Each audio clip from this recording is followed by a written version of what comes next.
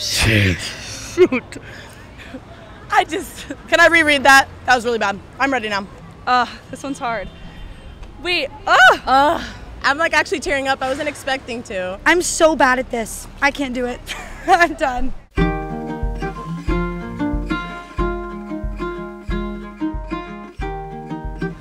So what do I gotta do? Do I read one first and then write my own and put it in there? All right, I'm holding it. I'm gonna take it out. Okay, ready? I'm a teacher with a master's degree, single income, 2 children. Prices have skyrocketed to the point that I'm now digging in a dumpster to feed my children. What the heck? I had to get this one. My mom's a single mom. She was a teacher. I turned into a teacher. I honestly don't know how people get it on this salary and feed their kids. I don't know how my mom did it. If I didn't have my husband, I'd be so broke. Literally, it's such a small salary and you pay a lot of money. I'm like actually tearing up. I wasn't expecting to. Shout out to you for doing that. You gotta feed your kids. Nobody's gonna help you. You're the one that has to do it. So I admire you for doing that. I'm 19 years old and I'm visually impaired. My secret is that sometimes I feel less of a person than normal people do because I can't do everything everyone else can. I know that actually is not the case and I shouldn't think like that, but I can't help feeling that way sometimes. That is also the reason why I started volunteering, to make up for the things I can't do so that I deserve a place in this world. That's rough. Buddy, I don't think you should be feeling like that just because you might have a visual impairment, you know? You are a human being, and therefore you are enough within itself. That being said, I really think it's inspirational that you're volunteering. Certainly a better person than I am in that regard. I felt that way in the past, not feeling good enough or not feeling worthy enough for you know? Throughout middle school I was bullied a little bit. Every now and then I could feel that way, but ultimately I think I'm becoming a better person slowly over time.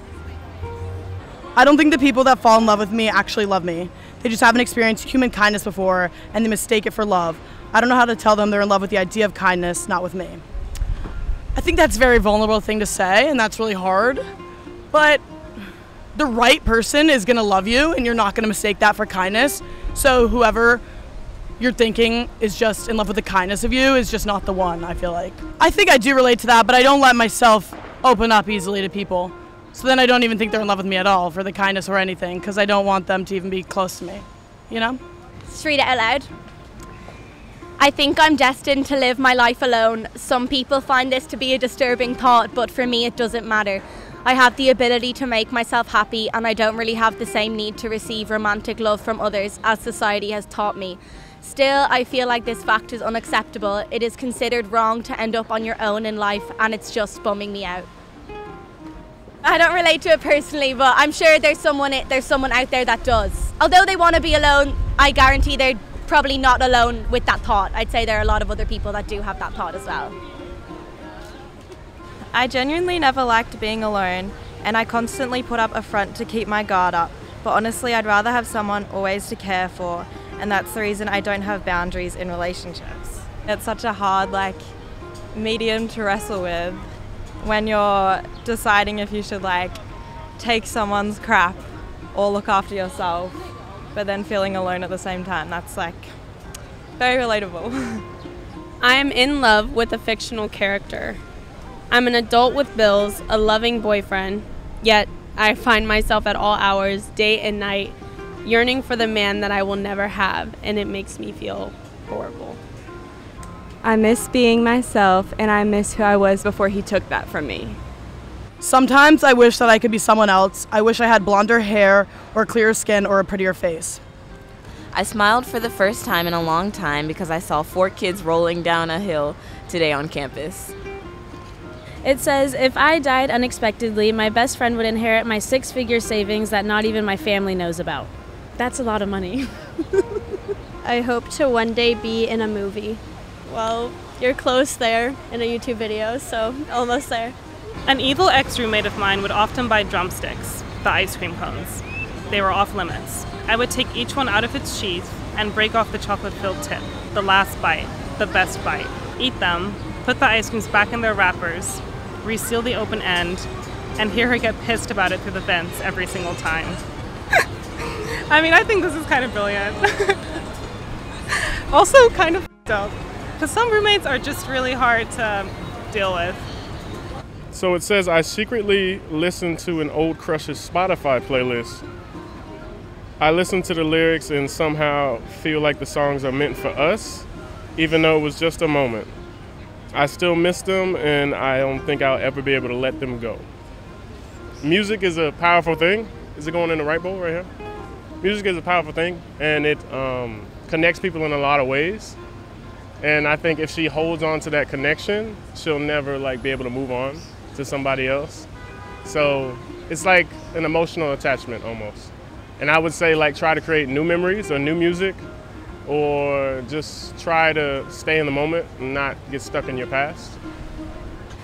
My biggest fear is that everyone tells me that I'll make it big and be super successful. But what if I just let everyone down? I've been told I'm extraordinary, but I fear I'll burn out and just be ordinary. Wow. Well, I think that's a very natural fear. I think that's something everyone experiences. I wish I had the right words. I think maybe your life doesn't have to be extraordinary. Maybe you can find beauty in the ordinary. I'm in a relationship and have a big family but still feel alone. I don't know if I am stuck in my head, but I feel stuck in isolation. Help? ? I get it. I think that sometimes when you're in, even if you're in a crowded space or you're in a really big family, when there's more people, it's easier to feel more alone because there are more people who are conversing with each other, and you're able to see other people having relationships. And I don't know, I've always wondered, do you feel more alone when you're by yourself or when you're in a crowded room? And I'm sure that that's kind of what you're alluding to here. I think that you maybe need to, I'm so bad at this. I can't do it. I'm done. I can't give advice. Yes, you can. You're the one friend who gives the best advice. I know, but that's when I know the whole situation. Okay, well, if it was you saying it, then I would say I feel like you either need to, you're not as happy in your relationship as you think you are, because you shouldn't feel alone if you're in a relationship. As far as your family, people's family dynamics are so different. I don't know your family dynamic, so it's kind of hard to speak on that, but I think that the root of it might just be you not being able to live with yourself and be happy and completely content by yourself, and then that in turn makes you not as happy when you're around other people, even if it's your family and even if it's your partner. So I think maybe you need to go do things on your own and feel completely content with that before trying to give yourself to other people. Okay, that's all. Thank you. I'm in love with my guy best friend. He doesn't feel the same way, I think. This one's hard. Okay, so if I'm being honest, like I said before, I feel like I'm experiencing these same feelings, so this is crazy that I haven't picked this one up, but I guess I can speak from experience. You are always reading into certain things, and you don't know if that's just someone being a friend or someone actually liking you. I think the advice I would give is just, I think you should just full on ask them and maybe make the move. And I know that's so scary because you might lose them as a friend, but that's gonna make you feel so much better instead of the uncertainty of what if. And that's so hard to say. I'm saying this now, but I actually feel this so hard right now. And maybe I'll text him after this. I don't know, maybe I'll call him up. I'm gonna text him. I'm gonna do it. This inspired me. You know who you are. Please text me back. Go for what you want, shoot your shot. You're only on this earth for so long. That's all I have to say. No part of me wants to be a strong, independent woman with a thriving career. All my life I've wanted to be a wife raising her babies. I never made a future plan outside of that. I never thought how finding my partner wouldn't be as easy as the movies, and society doesn't seem to feel that that's all a woman should want for herself, but for me that's more than enough for a happy life. Most people don't agree with that nowadays. Everyone wants to feel like they need to be a feminist, but forget that that can be feminism too, I feel like. So I give them encouraging words? Yeah. Oh, all right.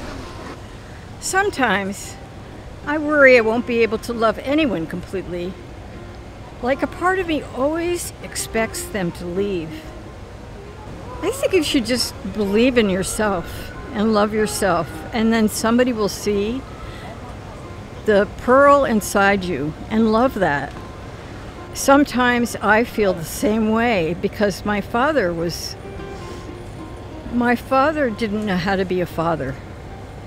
And so I kind of fell in love with people that didn't love me as much as I loved them.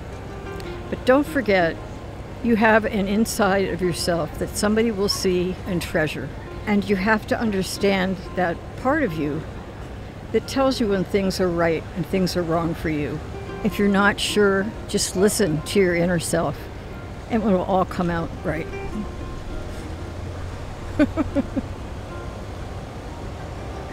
The next secret is I just got broken up with by my first love last month. And it's really been difficult for me, especially with no contact.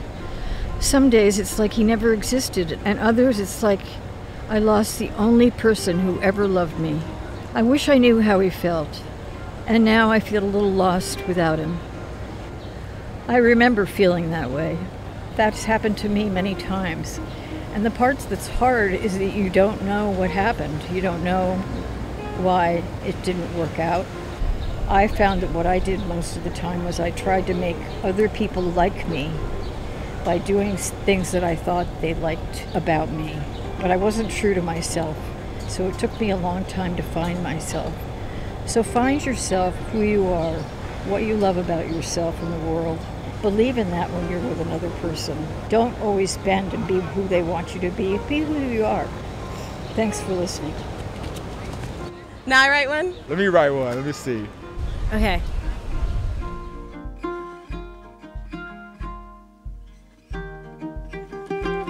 I'm done. I feel good. I had a plan of what I was going to write down, and then I was like, actually, this is what came out for me. It feels like I can stop thinking about it because it's living somewhere in the world. It's like very therapeutic because you don't like say it every day. Relieved. It's kind of like lifting a little weight off your shoulders. A weight off my shoulder. Like a weight off my shoulders. I don't know. I feel like I've just lifted a really big weight off my shoulders for some reason. It feels like something's been lifted off my chest. There's less pressure on my chest. It feels like I just got like something like lifted off my chest. Oh, I feel much better. It's like once you do something for yourself, you always feel better, you know, because you always ignore yourself. It's the hardest thing to do is to take care of yourself. I would say do something for yourself every day, no matter how small.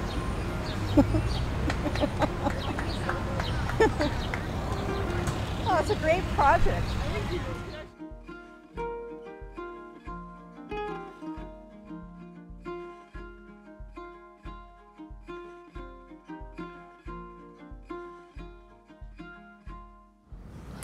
Hi everyone, I just want to let you know that I'm starting a new project. It's called Love from New York City. You can follow the Instagram, it's just Love from New York City, all spelled out. Basically, it's a project where you send me an actual love letter, like written out, and I share those love letters in some way. So please send me your love letter to the following address. The address is 1872 Lexington Avenue, number 143, New York, 10035. You can send me a love letter from anywhere around the world. The main theme is that this is a love letter to someone you've never confessed your love to, but obviously it doesn't have to be just that. Anything else works as well, as long as it's a love letter of some sort. Thank you guys for everything. I love you all, and I'll see you next time.